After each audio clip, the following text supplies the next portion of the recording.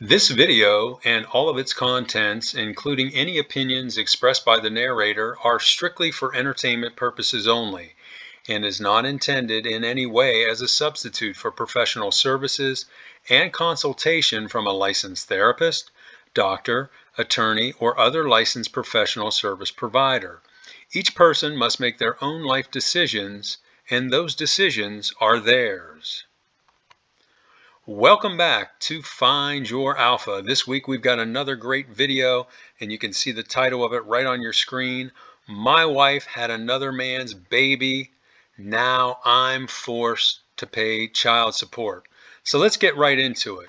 But before we get to the story, gentlemen, I want you to consider this a public service announcement to check the laws of your state pertaining to paternity before getting married.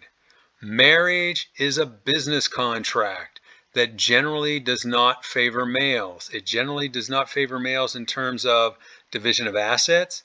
It doesn't favor males in terms of custody battles.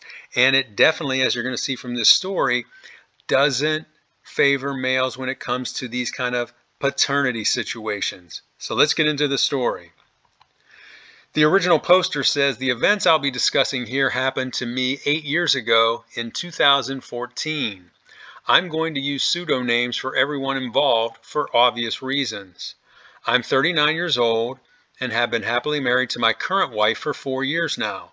I'll be referring to me as Eric and to my wife as Jill, age 29. So he's 10 years older than his wife. Jill and I have 2 boys, ages 1 and 3. I also have 4 older children, 3 boys and a girl, ages 17 male, 15 female, 14 male, and 10 male from my previous marriage to Amber, age 39. Most of my story is going to be centered around the 10-year-old. I'll call him Seth. I want to start out by going back about 11 years ago. At the time, Amber and I had 3 kids with a 4th, Seth, on the way. We were happy, but life was hectic as not only did we have a young family, I also had recently taken on more responsibility at work. This enabled us to buy a house, a SUV and van, and enabled Amber to be a stay-at-home mom. It did unfortunately require long hours, including weekends, but I always made quality time for my family and did more than my share of caring for the kids and tending to chores. Throughout our marriage, Amber always appeared to be happy and told everyone she was, but at times it seemed like she was overwhelmed. In those times, I always stepped in and did more, as did our parents and her sister. Whenever she needed a break, she could take one.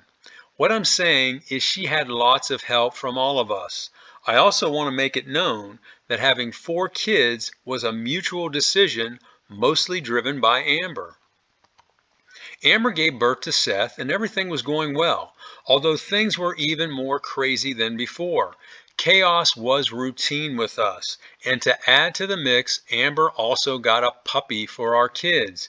This again was Amber's idea, as my 3 older kids wanted one and kept begging her for one. There was never a dull moment, as our home was always full of kids, a dog, and our extended families, and I loved it. As time went on, it was apparent that Seth didn't look like me, my wife, my other kids, or anyone in either of our families. He had blonde hair, vivid blue eyes, and a light complexion, while the rest of the family had black or dark brown hair, brown eyes, and darker skin, as both Amber and I are half Italian. I know this doesn't necessarily mean anything, but it stuck in my head for some reason. So there again, his gut is telling me, or telling him, something is up. Our parents and friends occasionally even made jokes saying Amber must have had an affair with the postman or something like that.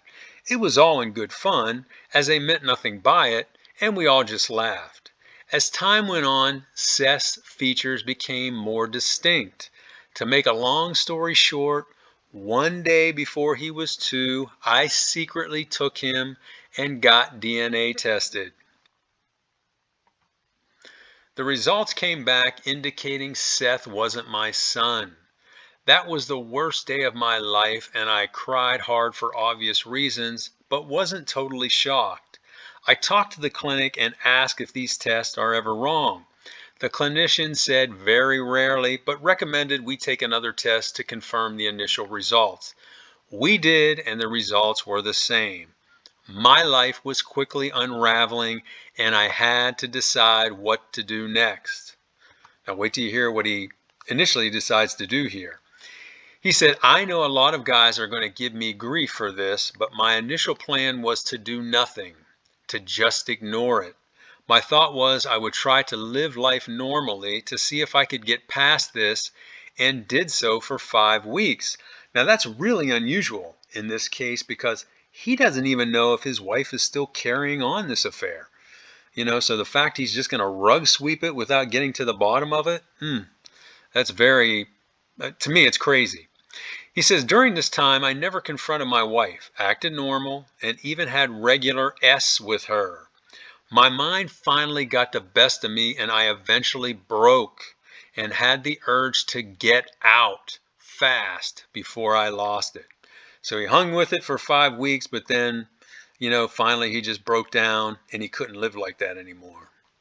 I made an appointment with a divorce attorney and gave her all the details, including the DNA test. She asked how my wife reacted, and I told her I had not confronted her because I wasn't sure I wanted a divorce until now. The attorney recommended that I confront her with witnesses to get her side of the story, but I just wanted out and decided not to do it. I knew if I confronted her, I would likely cave and give her another chance instead of going through with a divorce. The attorney asked if I knew who the affair partner was, the AP. I told her I didn't. She recommended I investigate phone records, emails, texts, etc. for possible clues. She explained since I was married when Seth was born, now listen to this, I am his legal father under our state laws, even though he's not biologically mine. Now, I don't know what state he's in because he doesn't specify it. But to my understanding, most states are this way, and some are worse than others. She further explained that the only outside chance for getting the court to release me of my parental responsibilities would be if 1, the biofather voluntarily comes forth, or 2, my wife pursues a paternity claim with the biofather. I didn't have time to do the detective work, so I hired a PI my attorney recommended, and in 1 day of going through our computer and cell phone records, he was able to identify the affair partner. The PI evidence determined the affair started on a dating site, the biggest one at the time. Now, this was 8 years ago, so it wasn't Tinder. It probably was, I'm just guessing now, the one that begins with the letter M, that big one that I don't even know if it's still in existence today. Amber set up a profile under the name of Elsa25, and her bio said she was single, had no children, and was looking for casual encounters. Oh my gosh. Now keep in mind, this is a mother of 3 children doing this, folks. The profile was still active on the site, though all the pictures had been deleted. Amber had been exchanging messages with multiple guys on the site for nearly 3 months. He says it was disgusting. Most of the exchanges were just small talk and mild flirting, with the exception of the man she had the affair with. Let's call him Bob. He lived 23 miles away and worked the 3 to 11 shift at a factory. Like Amber, he was home during the day, so that's when they communicated and when they had their fun at his apartment. All their communications were done via the dating site. By the way, Seth looks just like Bob. Amber told him she didn't have a phone, claiming she lost hers and hadn't replaced it. She obviously did this so she couldn't be tracked. You can see from the messages she abruptly cut contact with him after their 3rd date. So this woman, she can't come back to him later and say, oh, it was just a big mistake, something I did at the spur of the moment. No, this was a really well thought out plan, and she even had a plan for covering her tracks so she couldn't be traced by the guy she was having an affair with. Bob continued sending her messages, but she never responded, and eventually he gave up. Amber unknowingly had message notifications from the dating site sent to a Yahoo email account. She never checked the email account but stayed signed into it. So when the PI went to yahoo.com as one of his standard checks, the emails all popped up on the screen. Hiring this guy was the best $950 I ever spent. So he spent $950 on just one day's worth of work. Man, I got to look into potentially becoming a private investigator if that's the case. With the evidence he uncovered and the DNA test, I had all the ammunition I needed for an at-fault divorce and gave the attorney the go-ahead to move forward. Now, we're at a point in the story where I want to encourage you, if you're liking what you hear, hit that like button, because what that will do is move this video up on the YouTube algorithm and get it seen by people all over the planet. Now, let's get back to our story. I plan to serve Amber in the presence of both of our parents. Some may think this was a weak way to do it, but I didn't trust my wife at this point and was afraid she may do something crazy or falsely accuse me if we were alone. I actually think that's smart because, again, you don't know what kind of, actions this woman may take. As they say, a cornered animal becomes dangerous. And in this case, her hearing that, hey, you're going to divorce her, she may do something crazy. So I think he's smart by having his parents and his in-laws there as witnesses. I advised my parents of the situation ahead of time so they wouldn't be blindsided and could support me. The meeting was intense. I was nervous as HELL, but didn't break down. I first presented the DNA results. Then I gave them copies of key messages between Amber and Bob. Her parents were visibly upset, as were my parents. Amber just looked at me dazed with a sad, "I'm sorry" look and wept quietly. I think she mentally snapped that day, perhaps PTSD, as she's never been quite the same since. Yeah, I can imagine, because she probably thought, man, I really got away with all of this and my life is normal and it's great. And then all of a sudden he hits her with this out of left field. After things settled down in the room, Amber started saying she was very sorry and asked that I forgive her because she loved me and our family more than anything. I told her I forgave her, but then proceeded to hand her the separation agreement and explained that I wanted to legally separate for 6 months. I told her I wanted her to stay with her parents for the next 2 weeks to give me space to think. I explained she could then move back and serve the rest of the legal separation in our house, but one of my parents would be staying with us at all times as I no longer trust her. I then handed her the divorce agreement and told her she needs to get a lawyer. This is when she became inconsolable. Her mom asked if there was any way to avoid divorce. I firmly said no. Her mom then said her actions were terrible, but were not significant enough to end a great marriage and break up a beautiful family. I told her she cheated, had another man's baby, and lied to me for over 2 years. How much more significant can you get than that? They eventually left and we went through the separation, with my wife pleading with me multiple times a day not to divorce. During the separation period, my attorney was able to connect with Bob.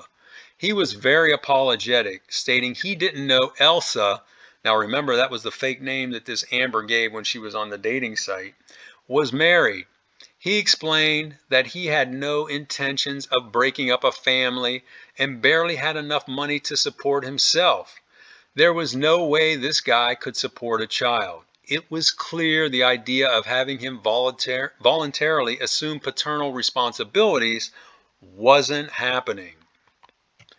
As for the reason for the affair, Amber's sister told me Amber said she set up the dating profile just to get attention from men and had no intentions of cheating. She claims to have felt ugly after gaining weight after having 3 kids and wanted to see if other men still found her attractive. Note, he says, never once did I ever criticize her weight or looks, and always told her she was beautiful, because to me, she truly was. But you know what? She probably looked at him as like, yeah, he's my husband, so he's going to say I'm beautiful. I want to hear it from these strange men.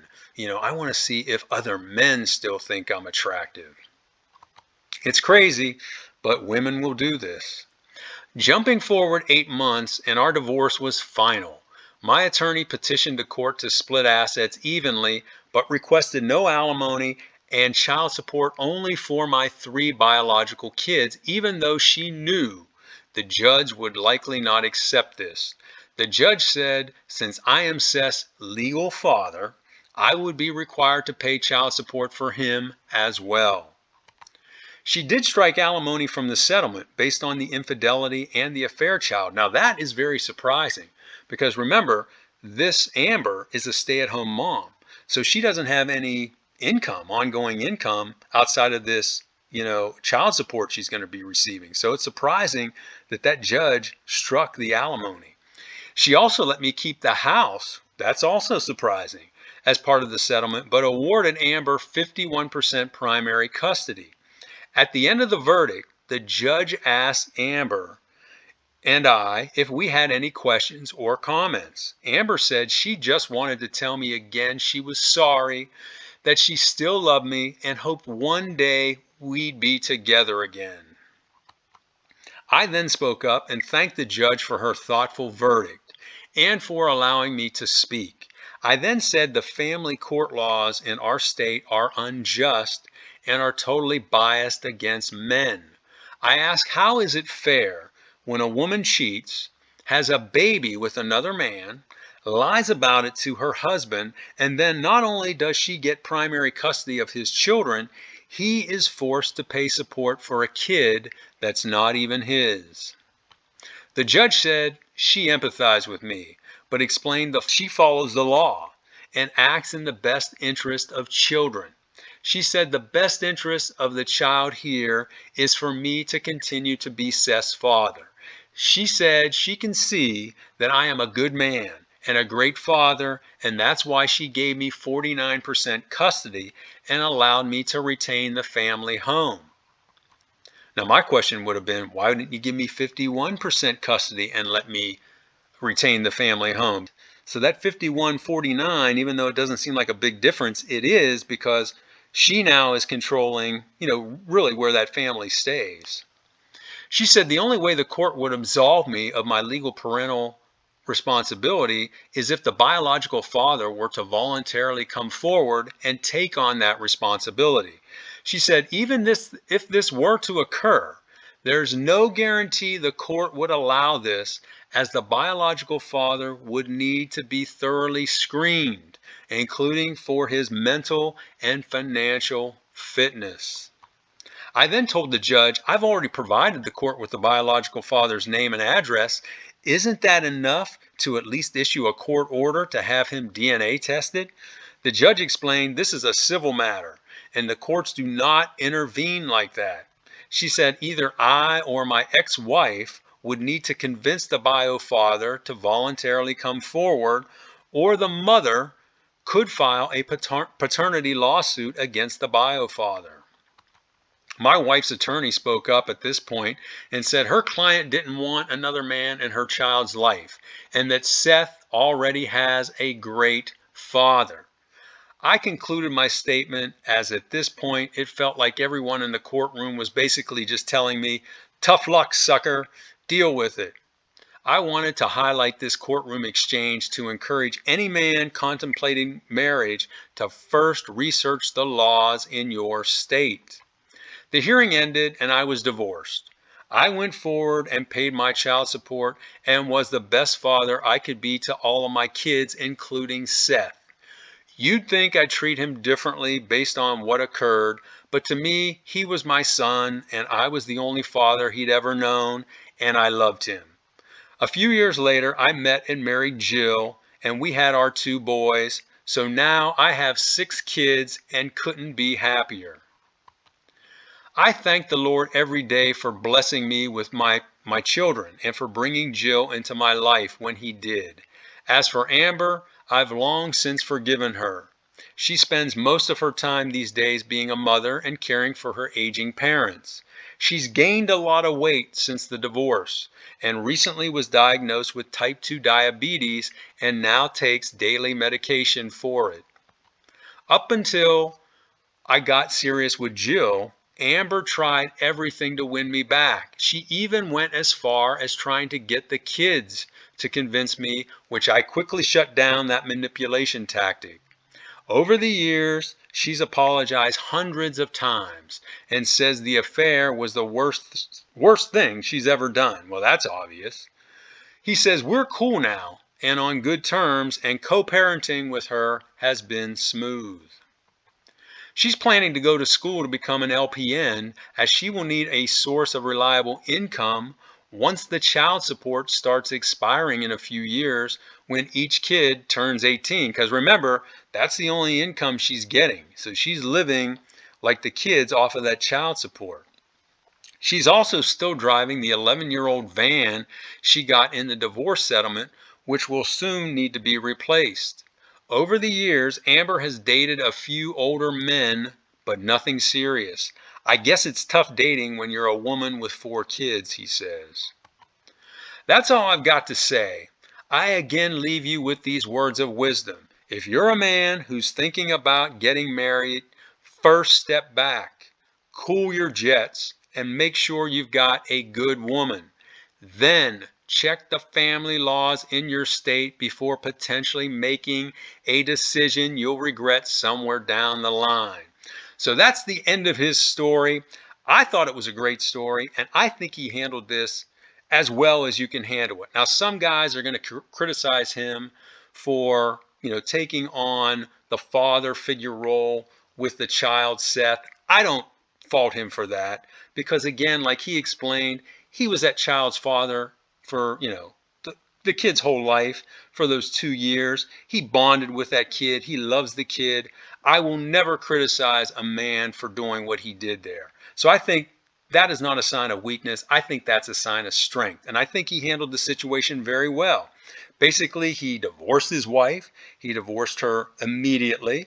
He has a good working relationship with her now. He's a great father. As you can see, he's got 6 kids. So this guy's going to be busy for many, many years. And overall, I think he handled this very well. But I want to hear from you. How do you think he handled this situation? Would you have done something differently? What do you think about these state laws that default a husband as being the father of a child, even though a child may not be biologically his? What do you think about that? What do you think can be done to change those laws that are grossly unfair? Also, again, reminding you, if you like this video, please hit that like button, share it with your friends, and please subscribe to this great channel, and I will talk to you on the next